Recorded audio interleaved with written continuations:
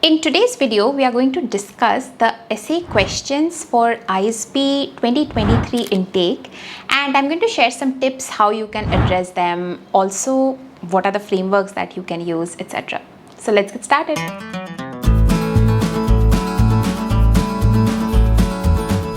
Hi everyone, welcome to Insider Gyaan. My name is Somi. I'm an IIT Delhi and ISB Hyderabad grad, and I share a lot of MBA related videos on this channel. I have also mentored a lot of MBA aspirants and helped them get into the top B schools in India and across the world. Being an ISB alum myself, I have also obviously sat in the interview panel for ISB, and that's why I have a good idea about what the admissions committee is looking for. So just based on those things, in today's video, let's discuss the two essay topics for this year and how do you address them. First of all, some general info, like if you guys don't know, the deadline for round 1 application is 4th of September, I believe. Some very broad level tips is don't focus too much on flowery languages. Also start writing your essay drafts at least 1 month in advance, because that gives you a lot of time to draft and redraft and draft and redraft, so that the final outcome that you get is really concise and punchy, and it includes the feedback from all your alums or other contacts. It's actually something that you're really happy and confident submitting. Honestly, no, I see a lot of people just starting their essay writing process 5 days in advance, and honestly, it's not enough. Because firstly, you need some time to dump down all that you have in your head onto a piece of paper, and that is when you start writing the essays. Then you do the first draft. Obviously, first draft, you shouldn't focus at all on sticking to the word limit, because that's very, very limiting for you. The first draft should be all about just putting your thoughts down. And then you redraft, and then you need some time to get reviews as well, right? You can't expect people to get back to you in 2 days. मतलब बहुत सारे लोग मुझे reach out करते हैं on my email that hey, I've written this essay, my submission deadline is 2 days down the line, and can you help me review the essay? Even it is a paid service that I'm using, I don't take those, because I don't think I can do justice enough. I think it's very firstly disrespectful for anyone to ask them to revert back to you within 2 days or 1 day, because it's just a deadline that you are pursuing. मतलब it's your responsibility, right? तुम पहले से notice those person को. And secondly, even if I share my feedback, like where do you have the time to include it? It's a pointless exercise, so don't delay it, is my point. Now moving on to the essays. ISB now usually every year they have 2 essays, and it's very similar every year. Every year one essay is on skills, on the skill based thing, and some days it can be leadership based, some days it can be peer learning based, etc. And the second essay is on your short term and long term career goals and how MBA can help. It's basically an SOP or a statement of purpose. So they have the similar 2 essays this year. Essay number 1, I have my notes in front of me, so I'm going to just read out, is peer learning is a major building block of PGP at ISB. Help us in understanding how will you be able to add value to the PGP peer group through your personal and professional qualities or capabilities. There's a word limit of 400 words here. So like I said, we shouldn't be thrown off too much by peer learning, etc. But it is a skill-based essay. They are asking you to talk about 2 skills of yours. Of course, you have to keep in mind that they are transferable skills, because they are asking you for peer learning, from a peer learning perspective. Last year's essay was on leadership. A balanced essay in this kind of a situation is going to have 2 examples and 2 skills essentially. One could be professional, one could be personal, or both could be professional if you want to make it that way. Since the word limit is 400 words, I don't think you need to go beyond 2 skills at all. And here are the 3 things that you need to include in each of the examples. One is, of course, the skill that you are going to portray. Secondly, an example of why you think you have that skill, or how you have displayed it in the past, or how you have developed it in the past. And thirdly, how this skill is going to be relevant for your peer group. Firstly, a very important tip number 1 that I'm going to share with you is, please stay away from generic skills or strengths like committed or hardworking, Nobody cares. Like, you have to be hardworking, only then you are going to make it to a school like ISB. ISB is very competitive, so you want to display skills which are a little more added value. Also, they need to be transferable, right? Like, your hard work or your proactiveness is going to help you sustain your MBA year, but it's not going to do much for your peer group.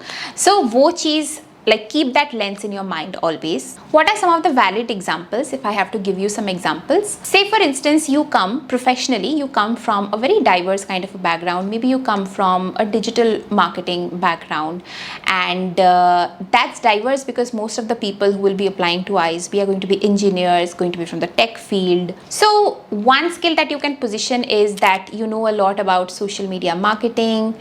You have maybe helped your clients grow their page, or you have your own Instagram page or blog that you have grown over years. And this skill you can actually bring to the table for a lot of startup founders who come out of ISB. A lot of people from ISB would become startup founders. So you can help them in capitalizing digital marketing to get value or to get customers for them.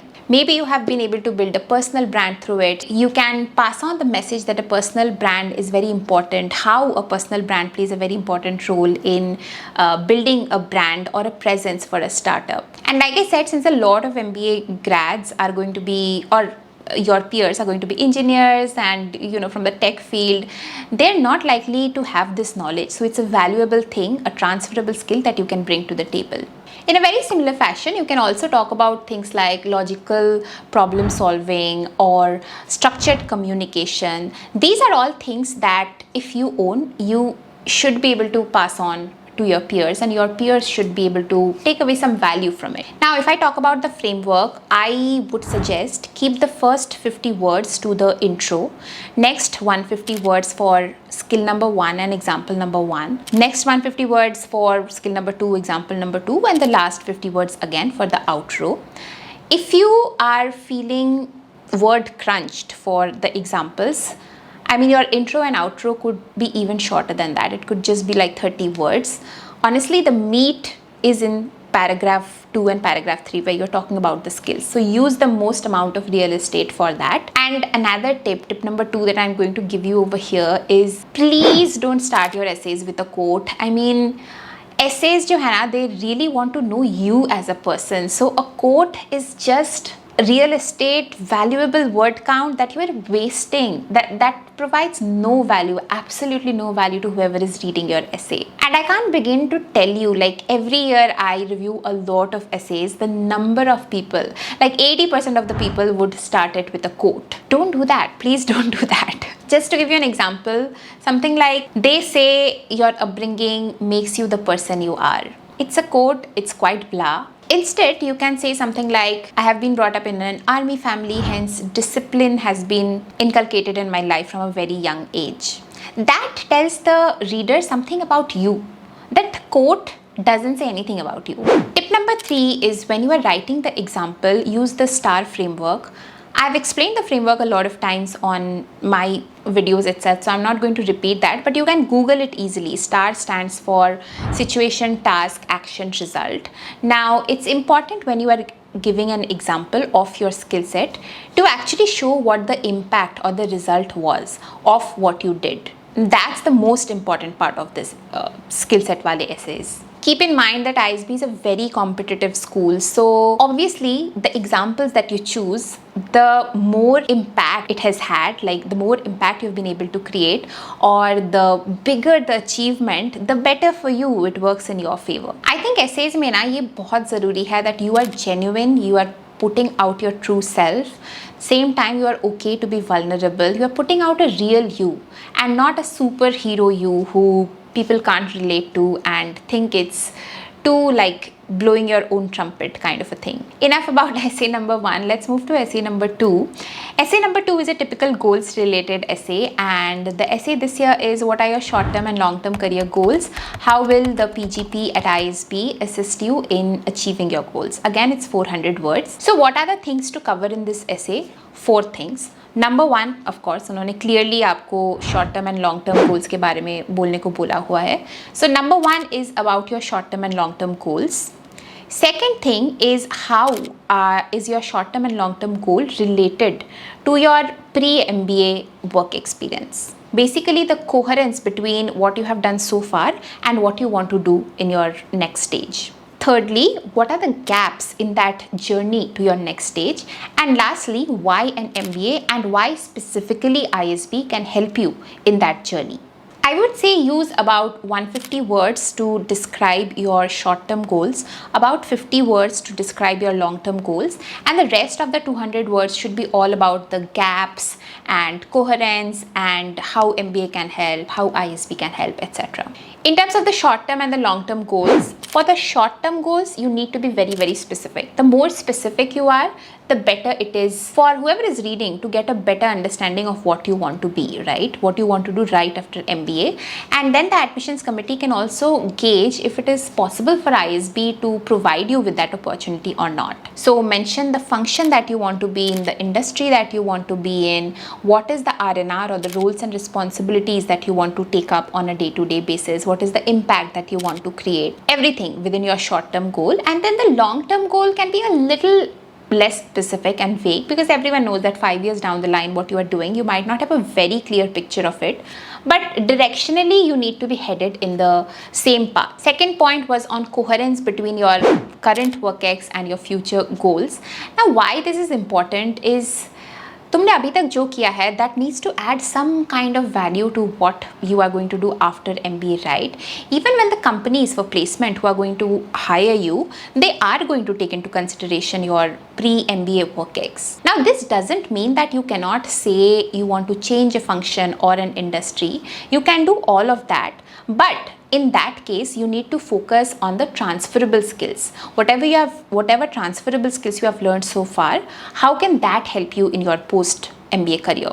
And you know, when you are drastically changing fields, it's also very difficult for ISB to understand whether placements you will be able to succeed or not, because a lot of companies might not value your pre-MBA work ex, and it's just a mess that you are going to be in, which ISB also doesn't want to put you through. So you need to show that path of your transferable skills to the ISB AdCom or the interview panel. For example, if you want to join one of the leadership programs after ISB, and maybe you have been in the tech field, or maybe you have been in PR or media, whatever, you need to focus there on people management skills or other kind of stakeholder management, leadership skills that you have developed, so that you can show a path that I have developed these skills already. Now XYZ, these are the gaps that I want to mitigate via MBA. Similarly, if you are in product management, agar your pre-MBA work ex is in tech, then it's an easier path to build, right? Because product management these days is for tech products only.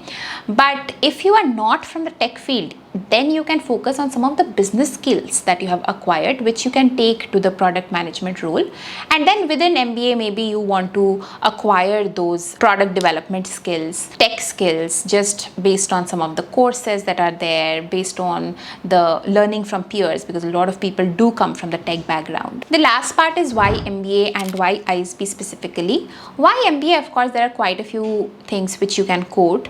You can quote the brand value that ISB can bring. You can quote the placement, the platform for good placements, network, peer learning, opportunity to change your industry or function. All of these are valid things to say on why MBA. But why ISB is where I think you truly differentiate yourself by doing a lot of research, talking to alums from the field you want to be in to understand how ISB can help you, and then positioning it specifically, within your essays. That shows your genuine interest for the school. That also shows that you know what you are doing.